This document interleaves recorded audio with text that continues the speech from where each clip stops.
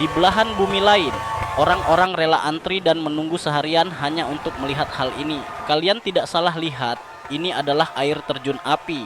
Akan tetapi bukan api atau lahar sungguhan. Ini hanyalah efek dari cahaya matahari di kala senja. Pantes aja dibelain desak-desakan buat antri ya ma. Menurut kalian worth it gak ngantri lama untuk melihat air terjun ini? Tulis pendapat kalian di komen ya ma.